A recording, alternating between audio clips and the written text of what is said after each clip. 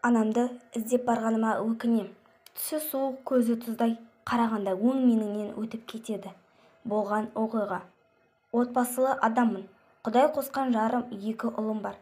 Қиындыққа толы балалық шағым өтті. Қазір жағдайым жақсы. Десе де әкеме алаңдаймын. Ол қазір сіңіліммен бірге тұрады. Сіңілім әкеме қараймын деп тұрмысқа шығуды кешеуілдетіп жатыр. Ес білгелі анамды көрген емеспін. Бізді әжем мен әкемнің қарындасы өсірді. Әкеміздің арақтан аузы босамайтын. Оны әжем сүйрелеп емдетуге ауруханаға жатқызады.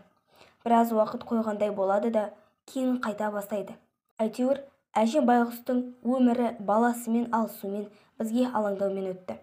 Ес жиып, жан-жағымды бағамдай бастағанда, біздің шешеміз қайда деп сұрай бастадым. Ол кезде әжем үндемей құтылатын.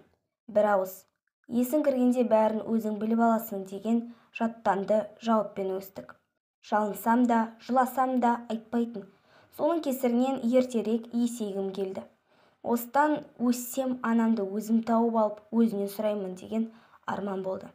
Әкемнің туыстары жабылып әкемді үйлендірген. Бірақ ол кісі де алқаш күйеуіне шыдамады. Білем, бір күнде ләм-лим демей үйден кетіп қалды. Бәріміз әжеміздің, сосын әпкеміздің мүгедектігі үшін берілетін пенсияға өмір сүрдік. Бірақ ештеңеден кем қалмадық, шүкір. Мектепті бітіріп, кәсіптік колледжге түсер кезде әжем шақырып алды. Ауырып төсек тартып жатқан кезі тұғын. Сен енді есейдің, бой жеттің. Мені қанша күнім қалды дейсің? Берген уәдемді орындап, бар шындықты айтайын деп ағынан жарылды. Айтуынша шешеміз сіңілім 9 айға толған кезде үйден кетіп қалыпты. Оған әкеміздің ішкіштігі себеп болған. Балаңмен тұра алмаймын деп маған айқайлап жылай беретін. Кетсең кет, бірақ балаларды саған бермеймін деп айтып едім. Қайдан білейін, 2 перзентін қимай қастарында қалатын шығар деп ойладым ғой. Бірақ ол артына қараған жоқ, шықты да кете берді. Обалы не керек, әкелерің саусағының ұшын тигізбеген, тек ішкені үшін шыдамай кетіп отыр, деп әжем жылап қалды. Мойнымда қарыз болмасын деп айтып отырмын, бірақ сен оны іздеме, сендерді керек қылмаған қатында нең бар? Осымен бұл әңгіме жабылсын деп әжем тыйым салды. Бірақ іздеме деген сайын менің іздегім келді. Бәлкім кетуіне басқа бір нәрсе себеп болған шығар. Әжем өтірік айтып отыр ма? Көңілімізді бір жола суыту үшін құрастырған өтірігі болар деген ой тұрды көкейімде. Бір күні шешемді іздеп таптым. Түркістан жақтағы ауылдардың бірінде тұрады екен. Мекен жайын үйтіп-бүйтіп тауып, ауылына іздеп бардым. Сіңіліме, менімен бірге жүр деп едім. Үзілді-кесілді, қарсы болды. Маған ақ сүтін бермей тастап кеткен адамды не үшін іздеймін деп безірейіп отырып алды.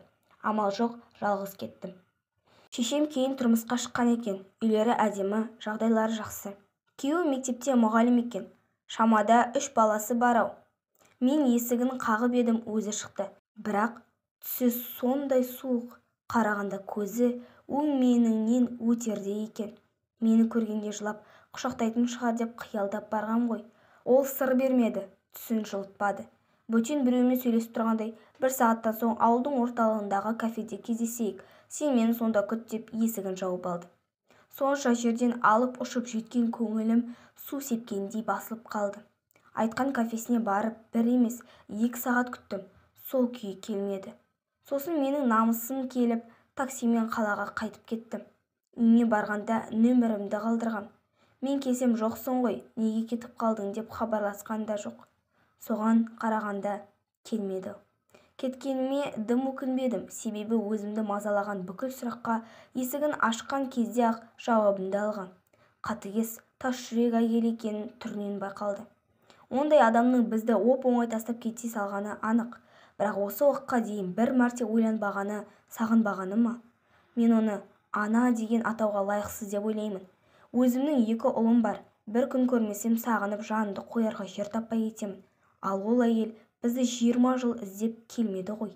Әуелі Алла, сосын әжеміздің арқасында жетілдік қой. Ендігі өмірде сол әйелге күніміз түспесін. Оның сондай тастай жүрегіне Құдайдан мейірім тіледім. Соны да кейінгі балалары ана деп сүйіп жүр-ау. Оның 2 баланы шырқыратып тастап кеткенін білсе не дер екен?